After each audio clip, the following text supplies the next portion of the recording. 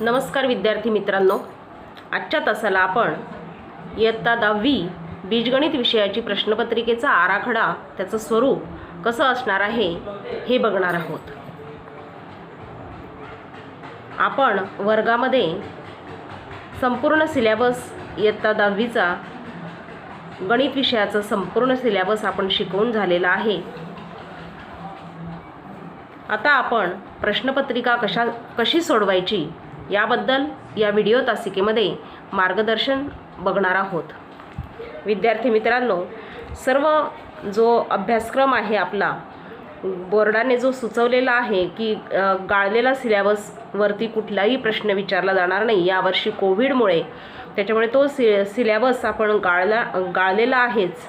त्या सिलेबसचा आपण यावर्षी अभ्यास करणार नाही. त्यामुळे आपण प्रश्नपत्रिकेचं स्वरूप कसं असेल त्या 4 धड्यांवर आधारित चॅप्टर 1, चॅप्टर 2, चॅप्टर 3, 4 आणि 6 चॅप्टर हे रिमूव्ह केलेलं आहे आणि 5वं चॅप्टर परीक्षेला पूर्ण असणार आहे. आपण वर्गात हे सर्व चॅप्टर्स नीट अभ्यासलेले आहेत.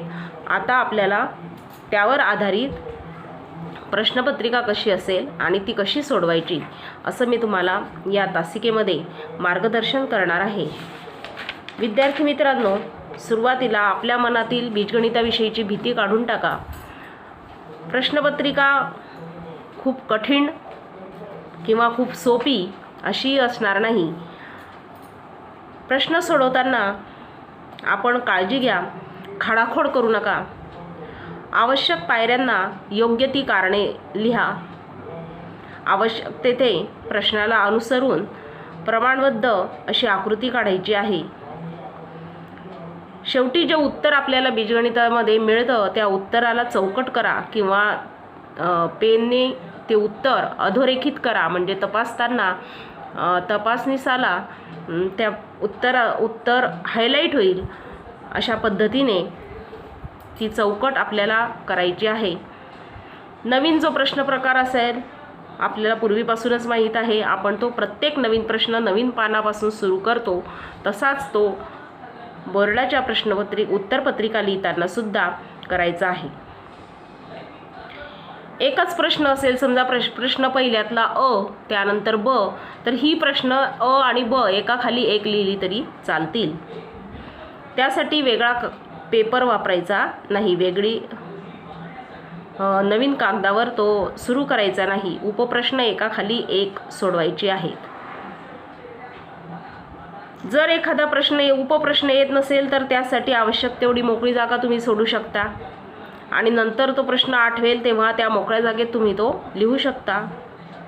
पेपर लिखाण जे आहे ते नीटनेटकं आणि सुबक असावं. खाडाखोड अजिबात करू नका. योग्य पद्धतीने प्रश्न सोडवण्याची पद्धत असली पाहिजे. त्यामुळे परीक्षेत तुमची प्रश्नपत्रिका वेळेत सोडवून पूर्ण होईल. हॉट जे प्रश्न आहेत त्याला घाबरायची गरज नाही. हे प्रश्न तुमच्या अभ्यासक्रमावर आधारित असतील, तुम्ही शिकलेल्या भागावरच आधारित असतील. फक्त त्यातले काहीतरी आकडे बदललेले असतील. त्यामुळे हॉट प्रश्नांना घाबरायची गरज नाही. ज्याला आपण उच्चस्तरीय विचार कौशल्य निर्माण करणारे प्रश्न असं म्हणतो. तुम्ही जर स्वतः अशा प्रश्नांचा सराव केला, पुन्हा पुन्हा सोडवून बघितले, पुस्तकातले कठीण प्रश्न पुन्हा पुन्हा सोडवून बघितले, तर 40 पैकी 40 गुण मिळण्यासाठी आपल्याला हा बीजगणित विषयाचा पेपर अतिशय सोपा असा असणार आहे. यामध्ये प्रश्नपत्रिकेचं स्वरूप कसं असेल ते बघा. प्रश्न 1 जो असेल तो एकूण 8 गुणांचा प्रश्न असेल. यामध्ये कोणतेही ऑप्शन्स असणार नाही. प्रश्न पहिल्यातला ए जो असेल तो बहुपर्यायी प्रश्न सोडवा. 1 गुणांचे 4 प्रश्न असतील आणि सगळे प्रश्न आपल्याला सोडवणं आवश्यक आहे. यासाठी कच्चं काम करायचं असेल तर पेपरच्या शेवटी करा. या ठिकाणी प्रश्न कसा सोडवला हे अपेक्षित नाही. फक्त त्याचं उत्तर आणि त्या उत्तराचा यावर्षी तर फक्त पर्यायाचा क्रमांक लिहिणं अपेक्षित आहे. उदाहरणार्थ प्रश्न पहिल्यातलं एका प्रश्नाचं उत्तर जर अ असेल तर ए असेल इंग्रजीमध्ये तर आपल्याला ते क्वेश्चन नंबर लिहून त्याचं ॲन्सर ए असं लिहायचं आहे. म्हणजे फक्त पर्यायाचा क्रमांक आपल्याला लिहायचा आहे, उत्तर लिहायचं नाही. प्रश्न पहिल्यातला जो बी असेल तो 4 पैकी सगळेचे सगळे म्हणजे 4 प्रश्न आपल्याला सोडवायचे आहेत. एकेका मार्काचे हे 4 प्रश्न असणार आहेत. असे एकूण 8 मार्कांचा हा पहिला प्रश्न असणार आहे, ज्यामध्ये ए आणि बी असे 2 पार्ट असतील. या ठिकाणी कृती प्रश्न कसा सोडवला ती लिहायची गरज नाही, फक्त उत्तराचा पर्याय आपल्याला लिहायचा आहे. प्रश्न दुसरा हा 12 मार्कांचा असेल. यामध्ये ए प्रश्न भागामध्ये complete any 2 activities out of 3 म्हणजे 3 पैकी कोणत्याही 2 कृती आपल्याला पूर्ण करायच्या आहेत, असे हे 2 मार्कांचे प्रश्न असणार आहेत. 2 सोडवायचे आहेत, 3 दिलेले असतील म्हणजे 4 मार्कांचा हा प्रश्न असेल. त्यानंतर बी जो भाग असेल तो solve any 4 out of 5 questions म्हणजे 5 प्रश्न दिलेले असतील, त्यापैकी कोणतेही 4 सोडवायचे आहेत. 2 मार्कांचे हे प्रश्न असणार आहेत. म्हणजे एकूण 8 गुणांचा हा बी भाग असणार आहे. एकूण 12 गुण या दुसऱ्या प्रश्नाला असतील. प्रश्न तिसरा जो असेल तो कंप्लीट 1 ॲक्टिव्हिटी आउट ऑफ 2 म्हणजे 2 पैकी 1 ॲक्टिव्हिटी तुम्हाला पूर्ण करायची आहे, कृती पूर्ण करायची आहे आणि हा 3 गुणांचा एक प्रश्न असेल. बी यातला प्रश्न तिसऱ्यातला बी जो असेल solve any 2 out of 4 questions 3 गुणांचा हा प्रश्न असेल. म्हणजे 6 मार्क या बी भागाला असतील. म्हणजे प्रश्न तिसरा जो आहे तो एकूण 9 गुणांचा झाला, ज्यामध्ये 3-3 मार्काचे प्रश्न विचारले जातील. प्रश्न चौथा 3 पैकी 2 प्रश्न आपल्याला सोडवायचे आहेत. Solve any 2 out of 3 sub questions आणि 4 गुणांचे हे 2 प्रश्न असतील. म्हणजे 8 गुण या प्रश्न चौथ्याला असतील. प्रश्न पाचवा जो असेल तो 2 पैकी 1 उपप्रश्न सोडवा असा असेल, त्याला 3 गुण असतील आणि असे एकूण 40 गुणांची प्रश्नपत्रिका आपल्याला सोडवायची आहे. पर्याय उपलब्ध आहेत आपल्याकडे. प्रश्न पहिल्यामध्ये फक्त आपल्याला पर्याय नाहीत, बाकी सर्व प्रश्नांमध्ये आपल्याला पर्याय उपलब्ध आहेत. त्यामुळे कोणता प्रश्न आपल्याला निश्चितपणे सोडवता येईल त्याचा विचार करा. सर्वचे सर्व प्रश्न सोडवण्यामध्ये वेळ जाईल असं करू नका. वेळेत पेपर आपला पूर्ण झाला पाहिजे. त्यामुळे ऑप्शनचे जे प्रश्न आहेत, जादाचे जे प्रश्न आहेत ते वेळ मिळाला तरच सोडवा. बाकी आवश्यक प्रश्न आपले वेळेत पूर्ण झालेले असले पाहिजे. त्यानंतर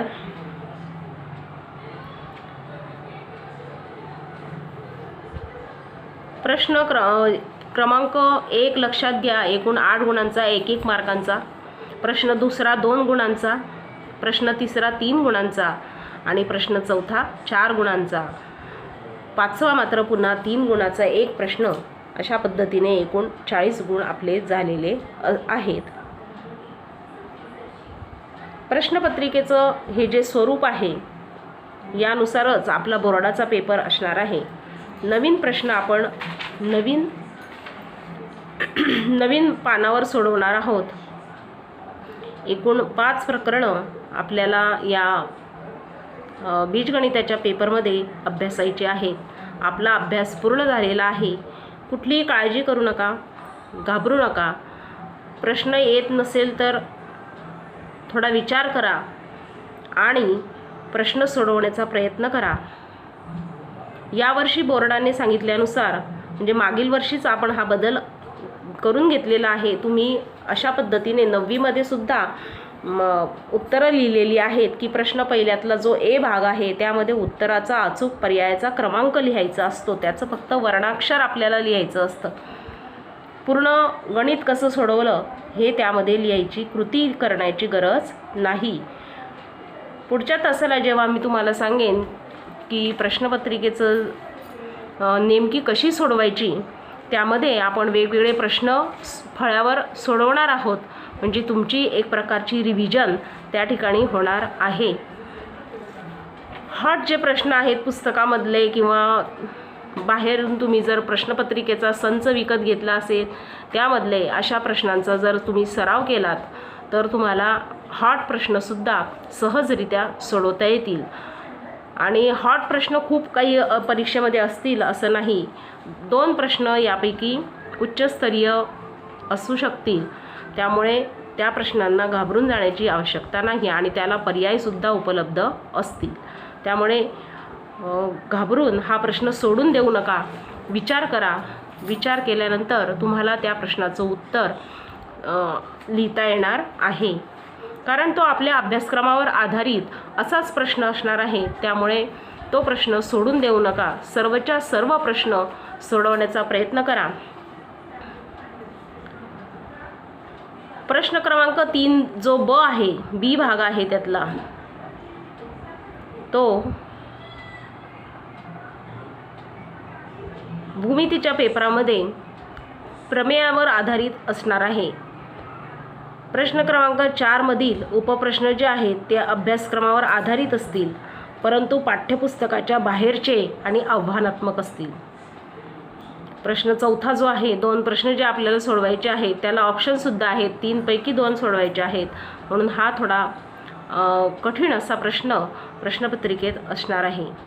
प्रश्न क्रमांक 5 मधील उपप्रश्न हे पाठ्यपुस्तकाबाहेरील अभ्यासक्रमावर आधारित परंतु सृजनात्मक क्रिएटिव्ह असे असतील. त्यामध्ये तुम्हाला स्वतःचं मत मांडण्याची संधी असणारे प्रश्न असतील.